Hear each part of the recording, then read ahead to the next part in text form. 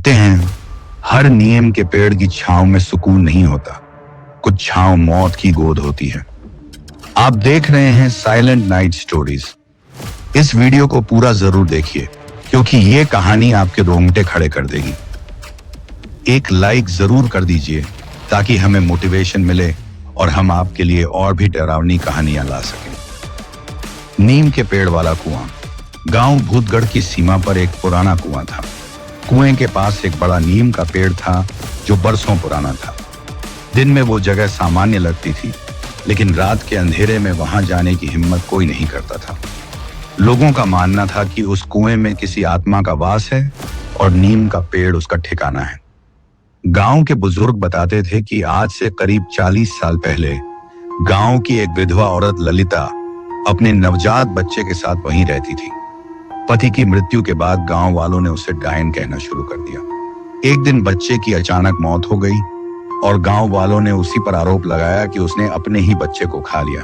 भीड़ ने उसे उसी कुएं में धकेल दिया और तभी से वहां अजीब घटनाएं होने लगी। कहानी की शुरुआत 2023 की गर्मियों में शहर से 4 दोस्त राहुल, आर्यन, समीरा और नेहा घूमने गांव आए। ये सभी कॉलेज फ्रेंड्स थे और राहुल का पुश्तैनी घर इसी गांव में था।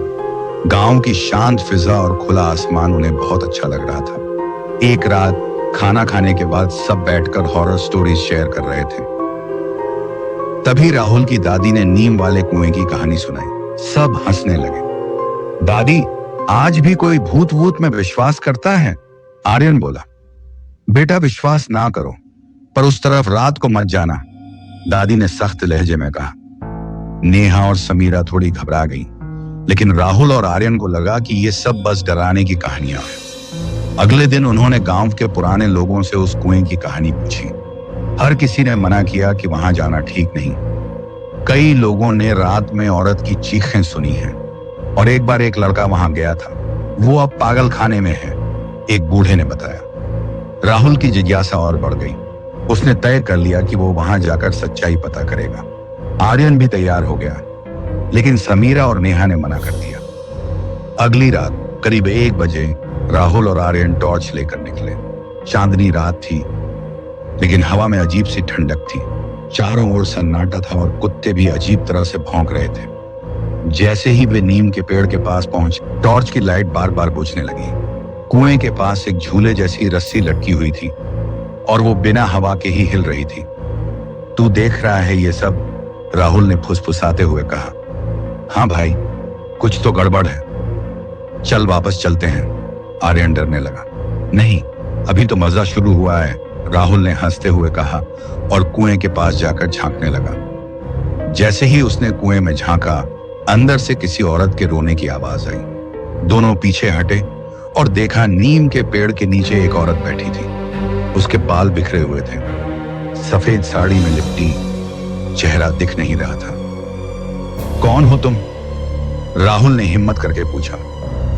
औरत चुप रही, फिर धीरे से खड़ी हुई और कुएं की तरफ देखने लगी। आर्यन की घबराहट बढ़ गई। भाई चल, यह सही नहीं लग रहा। पर तभी औरत ने पलट कर उनकी तरफ देखा। उसका चेहरा इंसानी चेहरा नहीं था। आंखें लाल, चेहरा जलने के निशानों से भरा और मुंह से खून टपक रहा था।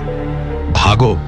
दोनों घबराकर भागने लगे। पीछे से हंसी की आवाजें आती रहीं, जैसे कोई उनका मजाक उड़ा रहा हो। गांव पहुंचकर उन्होंने दरवाजा खटखटाया। दादी ने दरवाजा खोला और उन्हें अंदर लिया। दोनों कांप रहे थे।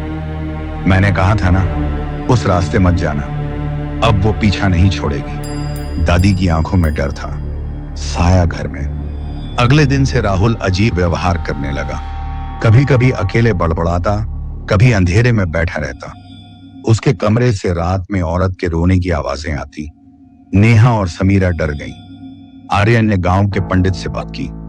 पंडित ने पूजा रखवाई और बताया, ललिता की आत्मा अब इससे जुड़ गई है। इसने उसकी नींद तोड़ी है, अब इसे चैन से नहीं रहने देगी। रात को जब पूजा हो रही थी, राहुल चीखने लगा। उसकी आवाज बदल गई औरत जैसी। उसने सबके सामने कहा, मुझे क्यों मारा? मेरा बच्चा मरा था, मैंने नहीं मारा उसे, अब सब मरेंगे। पंडित ने बड़ी मुश्किल से आत्मा को कुछ देर के लिए शांत किया। सबने तय किया कि अगली सुबह गांव के बाहर किसी साधु को बुलाया जाएगा। लेकिन रात में कुछ और ही हुआ। रात 2 बजे घर में जोर की चीख आई। सभी उठे तो देखा राहुल अपने कमरे में नहीं था। खोजबीन के बाद पता चला कि वो फिर से नीम के पेड़ के पास गया है। सब भागते हुए वहां पहुंचे। राहुल कुएं के मुहाने पर खड़ा था और सामने वही औरत अब साफ दिखाई दे रही थी। इस बार उसकी गोद में एक बच्चा भी था, नीला पड़ा, निर्जीव। औरत ने कहा, अब मेरा बच्चा जाग गया है और इसे नया दोस्त चाहिए। राहुल अचानक कुएं में गिर गया। सब कुछ शांत हो गया। आज भी राहुल का शव कभी नहीं मिला। गांव में आज भी लोग उस कुएं के पास जाने से डरते हैं। रात के वक्त नीम के पेड़ से किसी के झूले पर झूलने की आवाज आती है और कभी कभी एक औरत की धीमी हंसी। आर्यन, समीरा और नेहा गांव छोड़कर चले गए, लेकिन उस रात की याद उनके जहन में हमेशा जिंदा रही।